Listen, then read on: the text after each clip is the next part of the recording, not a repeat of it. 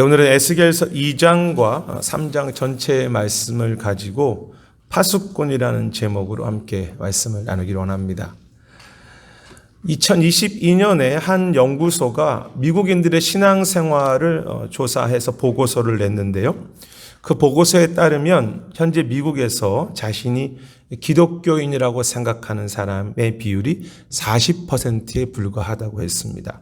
카톨릭은 20%인데요. 그래서 합해도 60%입니다. 미국 역사 이래로 이렇게 기독교인의 비율이 줄어든 때는 없었다고 했습니다. 특히 이제 젊은 세대가 갈수록 비종교인들이 늘어가는 것을 볼 수 있습니다. 근데 그것은 한국도 마찬가지인데요. 이렇게 교회를 떠나는 이유는 참된 믿음으로 살지 않고 이 세상과 별로 다르지 않아 보이는 성도들과 교회의 문제일 수도 있지만 갈수록 개인 중심적인 삶을 살아가려는 이 시대의 특성과 모습일 수도 있겠죠. 그래서 이제는 미국이나 한국이나 선교지라는 생각이 듭니다. 그런데 그렇게 신앙에서 멀어진 결과 인생의 모든 가치관은 결국 돈, 성공, 명예가 중요하게 되었고요. 하나님이 없으니까. 내 편안함과 또 행복에 내 삶이 목적이 되었지만 오히려 인생의 존귀함과 가치와 의미는 더 잃어버리고 있다는 것입니다.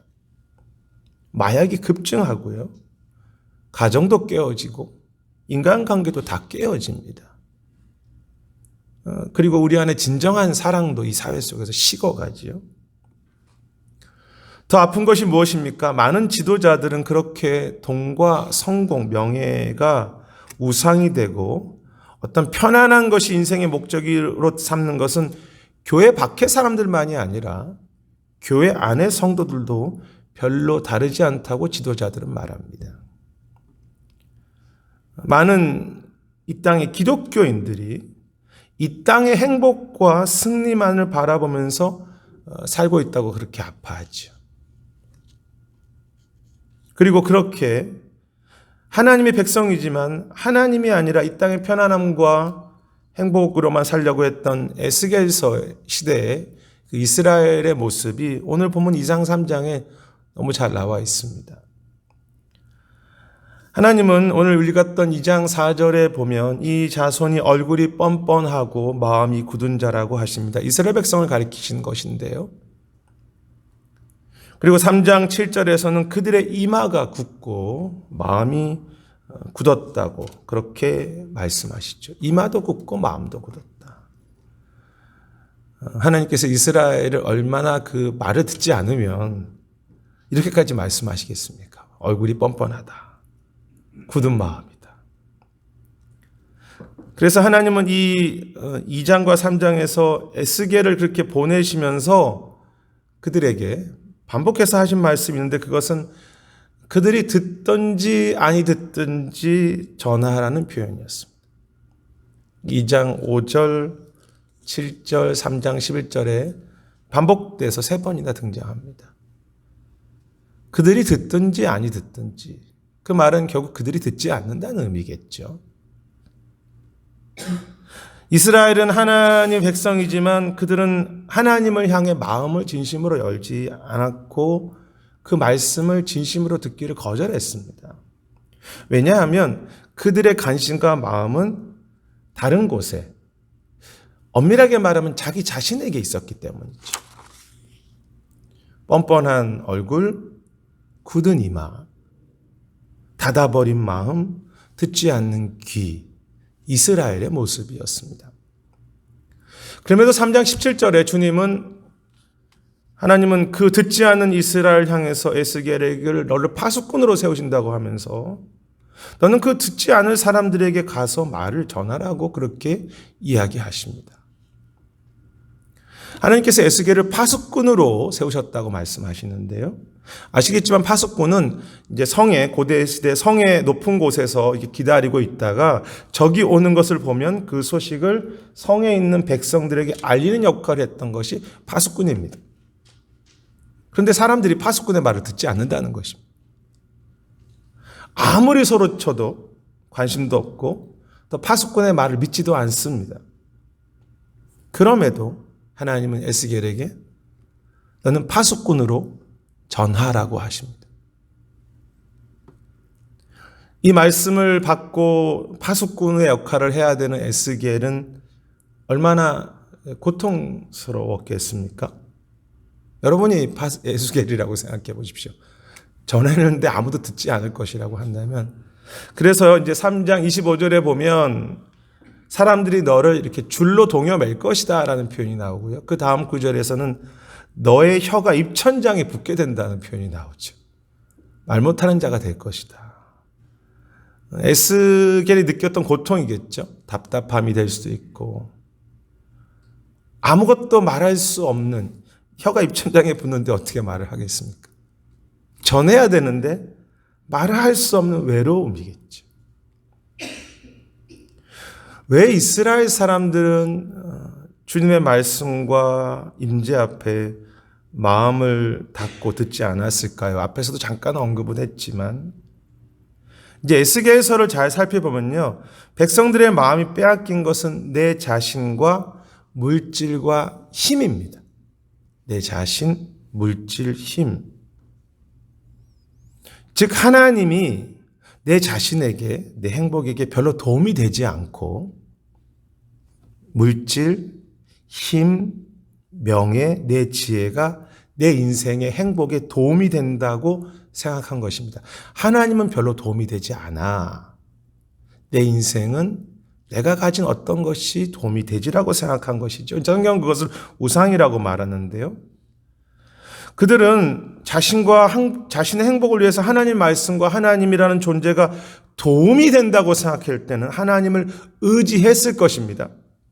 그런데 어느 순간부터 그 이름이, 그 말씀이 하나님이라는 분이 내 현실 속에 별로 도움이 되지 않거나 별로 효과적이지 않다고, 효과적이지 않네? 라고 스스로 생각한 것입니다.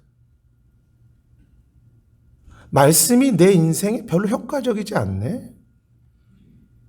하나님의 임재가, 특히 하나님의 말씀이 강조하는 것이 무엇입니까? 내가 너의 행복을 다 책임져 줄게 라고 그렇게 말씀하시지 않고 오히려 헌신하라고 하시고요. 우리 보고 교만하다고 하시고, 너희가 우상 숭배하면서 그런 모습 때문에 결국 너희가 그렇게 사랑하고 존귀하게 여기던 예루살렘, 그 이스라엘 국가와 예루살렘이 곧 망한다고 그렇게 에스겔서에서 말씀하시는데, 그 말씀이 바벨론에 살아가는 이스라엘 백성들에게 무슨 큰 도움이 된다고 생각했겠습니까? 그 말씀이, 예루살렘 성전을 허무신다는 말씀이 내 행복과 무슨 관계가 있다는 말씀입니까? 내 인생에 별로 도움이 되어 보이지 않는, 별로 효과도 없는 믿음입니다. 그들은 이렇게 생각했겠죠. 내가 이 바벨론 땅에서 그렇게 이민자로서 행복하게 사는데 하나님의 말씀이 무슨 힘이 있나. 그것이 바르다는 것 정도 인정하겠지만 효과적이지 않은 말씀이고요. 믿음과 말씀 없이도 충분히 내가 잘 살 수 있는데 오히려 조금 부담스러운 하나님이죠. 그리고 믿음으로 살아가는 것은 내 현실 세계 속에서는 마치 뜬구름을 잡는 것 같은 그런 삶이라고 생각했을 것입니다. 내 지혜로 사는 것이 훨씬 더 웍하고 효과적이야. 내 현실과 거리가 멀어 보이는 말씀과 하나님의 임재입니다. 그러니 마음을 닫죠. 그런데요, 이렇게 효과적이지 않은 것처럼 보이는 말씀과 하나님의 임재는 에스겔의 입장도 마찬가지지 않겠습니까? 그가 말씀을 전하는데 사람들이 듣지 않을 것이라고 합니다. 아니, 듣지 않는데 왜 전해야 합니까? 믿음으로 살아도 당장 열매가 없을 것이라고 말씀하시고 효과적이지도 않고 결과도 없는 에스겔의 수고와 그런 믿음이지요. 따라서 하나님의 말씀을 거부했던 이스라엘 백성이나 하나님의 말씀을 전하라고 했던 에스겔에게 공통점이 있는데요. 그것은 말씀과 믿음이 당장은 오늘의 현실 속에 그렇게 효과적이지 않았다는 것입니다. 믿음으로 사는 것이 내 행복에 별로 도움이 되어 보이지 않았습니다. 그것이 말씀을 거절했던 사람이든지 말씀을 전하려고 했던 사람이든지 당장 그 현실 속에 말씀이 효과가 없어 보였습니다. 전해도 듣지 않았기 때문에. 그것은 우리도 마찬가지지 않습니까? 말씀으로 산다는 것이, 믿음으로 살고 하나님을 의지한다는 것이 정말 언제나 우리의 현실 가운데 늘 효과적입니까? 늘 말씀이 잘 작동하십니까? 우리 삶 속에. 믿음으로 살면 정말 우리가 원하는 그 행복, 우리가 원하는 만족을 언제나 믿음으로 살면 얻을 수 있습니까? 성경은 절대 그렇지 않다고 말하죠. 성경이 그것을 약속하신 적이 있습니까? 실제로 말씀은 내 행복과 내 삶에 효과적이지 않아 보입니다. 오히려 말씀은 반대로 이야기하시죠. 히브리서 11장에 보면 믿음으로 살 때 고난을 당한다고 말씀하시죠. 말씀으로 살면 뺨을 맞을 것이라고 했고 외로울 것이라고 히브리서 11장에 그 믿음에 대해서 이야기합니다. 지난 총회 이제 강사로 오셨던 화종부, 화씨성을 가지신 목사님이신데 한국의 남서울교회 이제 담임 목사님이시고 지금 한국에서 참 선하게 영향력을 미치시는 참 귀한 분이신데요. 이렇게 우리 총회 강사로 오셨는데 옆에서 이렇게 함께 교제하는데 정말 소탈하시고 또 겸손하신 모습에 더 이렇게 반했습니다.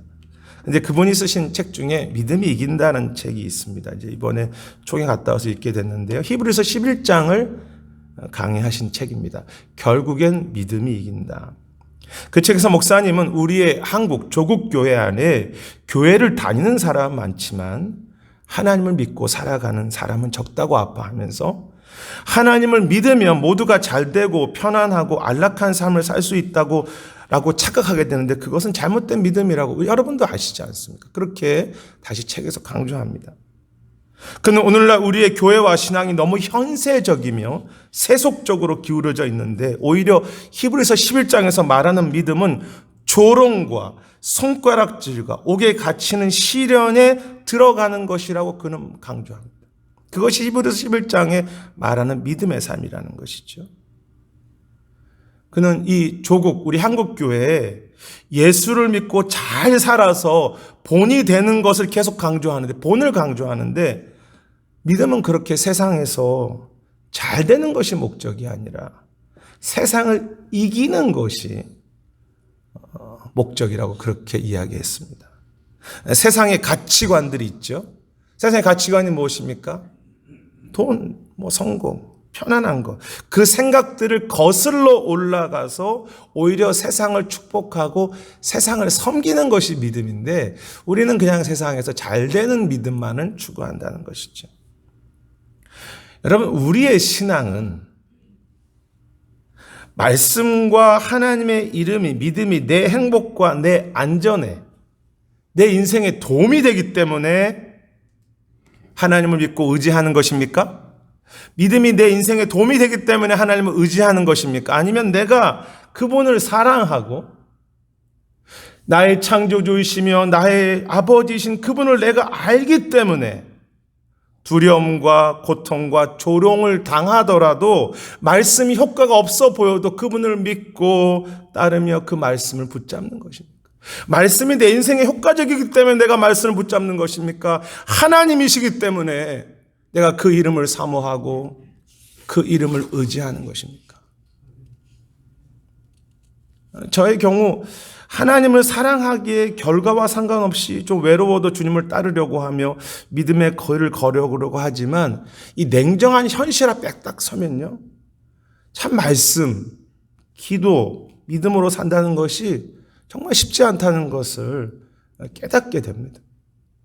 그럼에도 믿음은 하나님 그분 자체를 사랑하고 하나님 그분이 나의 창조주이시고 나의 목자시고 아버지심을 알기 때문에 아무도 듣지 않는 열매가 없어 보이는 효과가 없어 보이는 그 에스겔의 외로운 길을 파수꾼의 그 사명을 끝까지 감당해야 하는 삶이 아니겠습니까?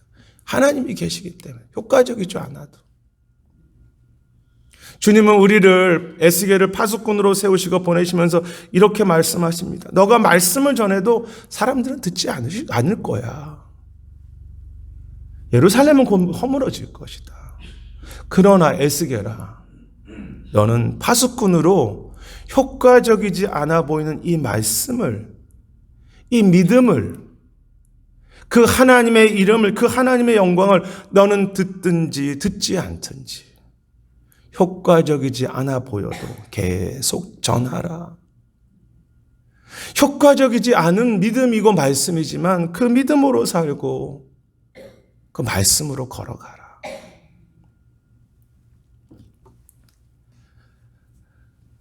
그런데 오늘 본문에서 이렇게 효과적이지 않아 보이는 사역의 길을 이제 에스겔을 하나님께서 보내시면서요, 이 하나님의 모습을 보면 에스겔보다 훨씬 더 수고하시고 그와 끝까지 함께 하시는 것을 이 본문 전체 속에서 계속 발견하게 됩니다. 2장 3장에 계속 그런 내용이 나옵니다. 2장 2절에 보면요, 하나님의 영이 에스겔 위에 임하셔서 에스겔을 일으키시고 그리고 그의 발로 세우셨다고 했습니다. 에스겔을 보내는 과정 속에서 이제 계속 그런 하나님의 모습을 보이지요. 하나님의 영이, 하나님께서 에스겔을 직접 붙잡으셔서 그의 발이 세워질 수 있도록 하시는 것입니다. 그리고 이렇게 에스겔을 붙잡으시고 에스겔을 일으키신 내용 2장 3장에 반복되는데요. 화면에는 없지만 3장 12절에 보면 여호와의 영이 나를 들어 올리신다고 했고요. 14절에도 다시 하나님의 영이 에스겔을 들어 올리십니다.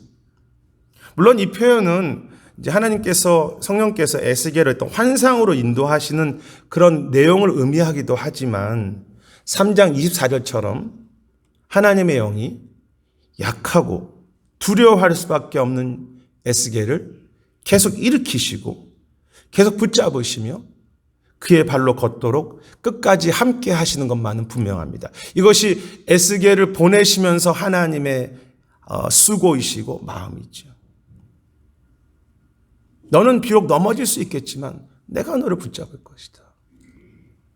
또한 2장 6절에 보면요, 하나님이 아무리 악한 자들이 있고 그들이 듣지 않겠지만 너는 두려워하지 말라고 계속 반복해서 말씀하십니다. 두려워하지 말라, 그 상황을. 그리고 3장 8절에서는 이제 좀 재미있으신 하나님 표현인데요, 그 사람들의 얼굴이, 듣지 않은 사람들의 얼굴이 이렇게 두꺼우니까 너의 얼굴도 두껍게 해주시겠다, 굳게 해주시겠다고, 그런, 그래서 하나님의 유머일까요? 너의 얼굴도 굳게 하겠다, 강하게 하겠다는 말씀이죠. 이거 화면은 없지만 3장 22절에 다시 하나님의 권능이 1장에서처럼 하나님의 손이 에스겔과 함께하는 것을 보게 됩니다. 이 설교를 준비하면서 2장 3장을 이렇게 묵상할 때 깨닫는 것이 있었는데요, 분명 말씀으로 살고 믿음으로 걷는 것이 어리석어 보이고 효과적이지 않아 보이지만 그 가운데 하나님의 그 임재와 손과 말씀은 에스겔을 오히려 더 강력하게 붙잡고 계셨다는 것입니다. 말씀을 붙잡고 가는 길이 효과적이지 않아 보이는데 오히려 말씀은 에스겔을 강력하게 붙잡고 계십니다. 그래서 말씀과 믿음이 신앙으로 사는 것이 당장 효과가 없어 보였지만 에스겔은 그 가운데 하나님과 더 가까워졌죠. 왜? 말씀이, 하나님의 임재가 그를 더 붙잡으니까. 효과적이지 않았는데 하나님은 더 체험한 것입니다. 여러분, 우주를 지으신 하나님, 나의 창조주 하신 그 말씀 안에 그 에스겔이 더 깊이 들어갔다고 말할 수 있겠죠. 전혀 상황은 아닌데 그의 삶은 오히려 창조주이신 그 하나님의 품에 더 깊이 들어갔습니다. 여러분, 그것이 정말 효과적인 삶이 아니겠습니까? 여러분, 그것이 정말 우리가 말하는 진정한 승리가 아니겠습니까? 하나님을 깊이 경험합니다. 외로운 것 같지만. 저기 이제 사실 이 부분도 재미있는 표현이죠. 너의 입술이 천장에 붙을 것이라고 했는데 하나님께서 이 37절에, 3장 27절에 내가 그렇게 붙을 때 내가 너와 함께 말하여서 너의 입이 열리게 되는데 그때 들을 자들은 들을 것이라고 말하십니다. 이 하나님의 약속과 위로이기도 한데요. 비록 당장 눈에 보이는 것은 다 거부하는 것처럼 보이는데 내가 너와 함께 말해서 너의 입을 열 텐데 그 가운데 듣는 자들이 있을 것이라고. 그래서 결국은 그 일을 통해서 주님의 일을, 그 주님의 역사를 완성하시겠다는 것이죠. 아무도 듣지 않는 것 같은데 듣는 자들이 있을 것이고 내가 그 가운데 함께하며 끝까지 나의 일을 완성할 것이다 라는 의미지요. 여러분, 진리가 무엇입니까? 하나님의 말씀과 믿음으로 사는 것보다 물질로 사는 것, 내 지혜로 사는 것이 당장은 더 안전해 보여도 결국은 그 내 지혜 때문에, 내 자랑 때문에, 내 힘과 물질 때문에 넘어지는 것이 결국 세상이 아니겠습니까? 우리가 그것을 깨닫지 못할 뿐이죠.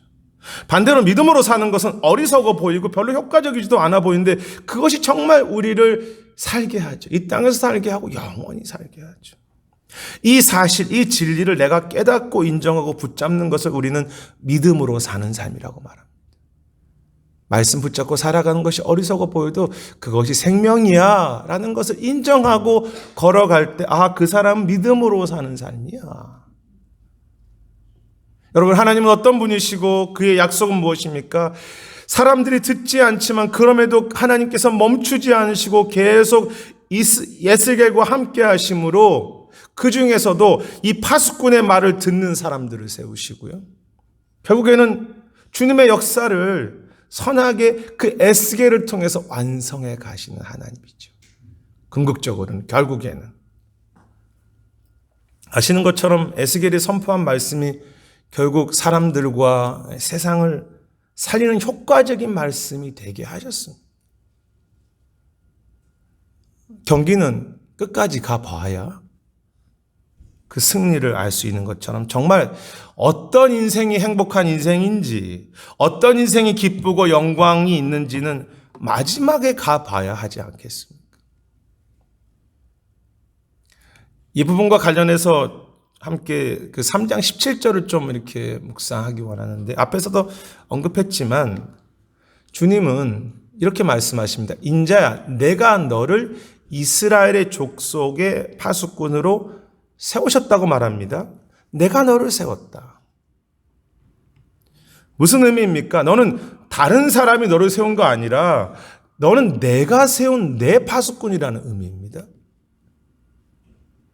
마치 그렇게 말씀하시는 것 같습니다. 너는 분명히 너의 가는 길은 정말 외로운 길이야. 사실 외로운 삶을 살았죠. 하지만 너는 내가 세운 소중한 내 파수꾼이기 때문에 너의 영광과 승리는 백성들의 반응이라든지 그들의 주는 칭찬과 인정이라든지 당장 주어진 그 말씀의 결과가 아니라 내가 세웠기 때문에 내가 너를 인정하고 내가 주는 상이 있고 내가 너를 존귀하게 여기며 내가 너의 영광이라고 그렇게 말씀하시는 거죠.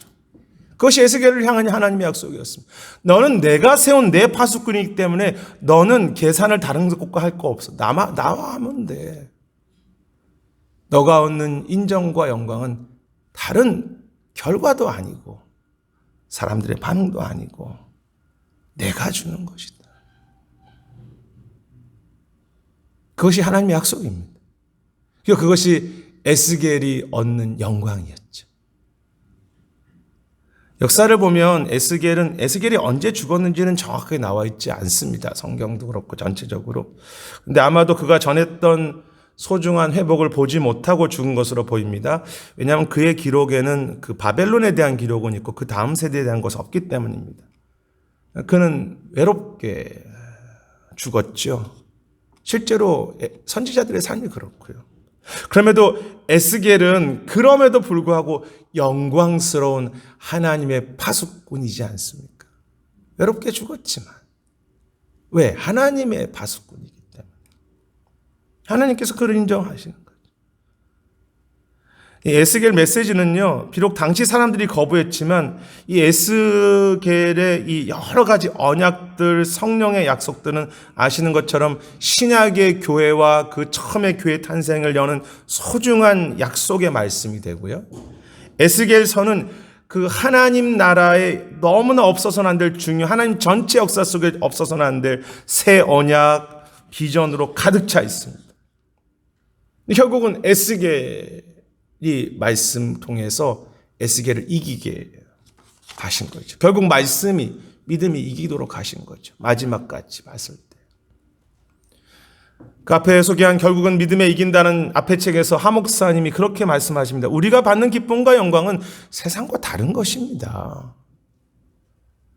우리의 삶의 가치는 그런 것에 있지 않습니다. 오늘날 많은 성도들이 이 땅만을 바라보고 살아가는데 믿음은 현재를 넘어서 영원한 삶, 주 앞에 서는 삶을 바라보는 것이라고 했습니다.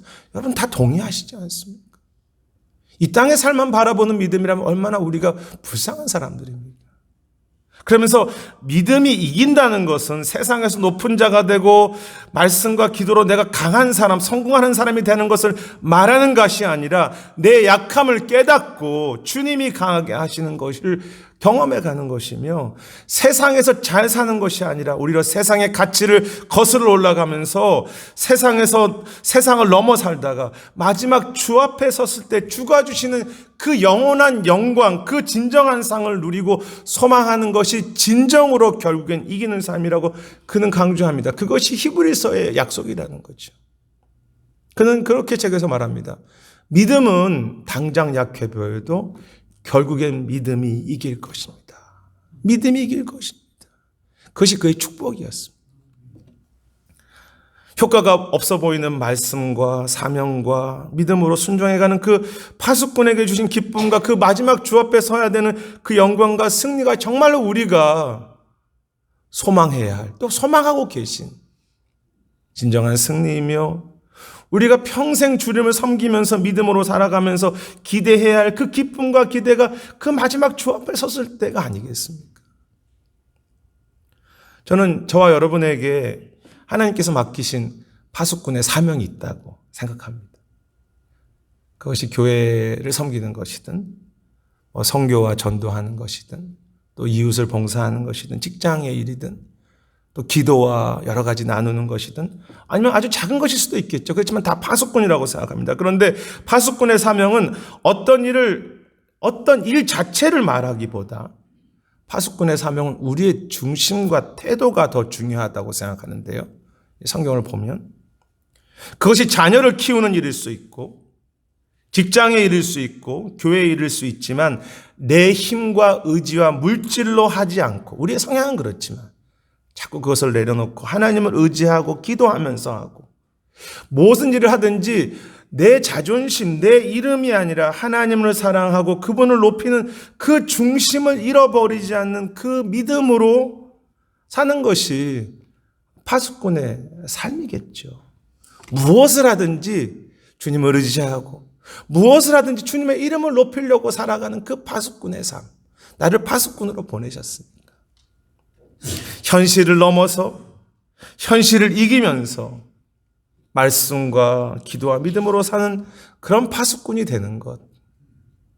내 자신에게도 그렇게 이야기해주고 우리 다음 세대들도 그렇게 이야기해주고 우리 이웃들에게도 우리 열방을 향해서도 우리 선교지를 향해서도 그 소중한 가치, 야, 이게 진짜 행복이야, 이게 진짜 소중한 것이야, 이게 진짜 효과적인 것이야 하고 그렇게 나눠주고 심어주고 기도해주고 사랑해주고 섬겨줄 수 있는 그런 파수꾼의 여기 계신 파수꾼들. 그 파수꾼의 길이 왜 쉽겠습니까? 세상을 거슬러 가야 되는데. 그래서 고난이 있는 거죠. 외로운 길이고 넘어지겠지만 그 넘어지는 곳마다 주께서 뭐라고 말씀하세요? 내가 일으켜 세운다고, 내가 또 일으켜 세운다고, 능히 감당할 힘도 주겠다고, 두려워하지 말라고. 비록 그 결과를 볼 수 없어도 그래도 오늘도 준비된 그 파수꾼의 말을 듣는 그 한 심령을 세울 것이라고. 이거 주 앞에 갔을 때 우리가 아니라 사람이 아니라 그 우리 부족한 우리 파수꾼의 삶이 얼마나 보석이었는지 하나님께서 그 마지막 날에 우리를 높여주시고 그 파수꾼의 영광을 그 상으로 우리에게 주신다고 약속하시는 거죠. 얼마나 귀한 삶입니까? 파수꾼의 영광을 주시는 하나님. 우리같이 아무것도 아닌 사람들에게. 이 세상 속에 믿음으로 주님과 동행하다 마지막 주 앞에 섰을 때 영원히 누리게 될 그 영광을 가진 파수꾼의 삶. 여러분, 우리 신앙에 그거 없으면요, 우리 기독교 별것 아닙니다. 주 앞에 서는 영광이 없으면 세상의 종교가 뭐 다르겠습니까?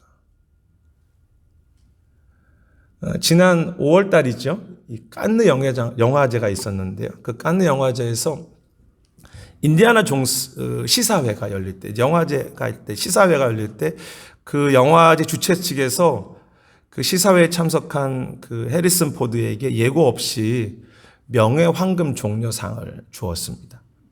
전혀 생각하지 못했던 상인데요. 평생 배우의 길을 이제 걸어왔지만 80세의 나이에 마지막 작품이라고 찍은 인디아나 존스 5번째 편이었고, 예상이 없는 시상이었기 때문에 해리슨 포드가 이제 앞에 나와서 약간 눈시울을 적시면서요. 그러니까 그런 고백을 합니다. 보신 분도 계시겠지만, 사람들이 죽음을 앞에 두면 자신의 인생이 확 스쳐 지나간다고 하는데, 이 시상의 이야기를 듣고 앞으로 나오는 그 짧은 순간 자신의 그 지난 인생도 이렇게 눈앞에 싹 스쳐갔다고 했습니다.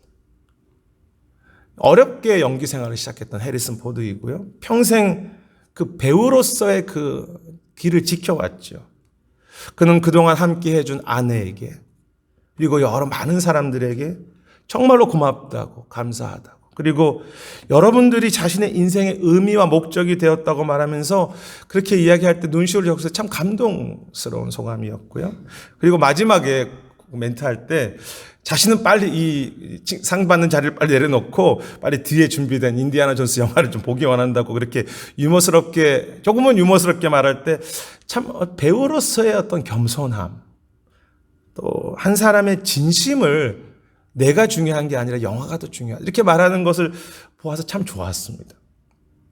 그런데 여러분, 우리가 주 앞에 섰을 때 우리가 받게 될 그 영광이 이 칸느 영화제 해리슨 포드 영광과 어떻게 비교되겠습니까?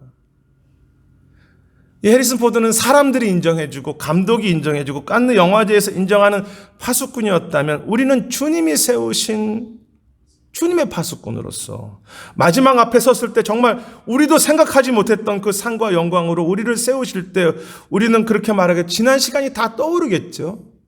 그러면서 주님께서 나와 평생 하셨다고, 주님께서 나를 세우셨다고, 그리고 주님이 나의 인생의 목적이었고 의미였다고 그렇게 말하지 않겠습니까?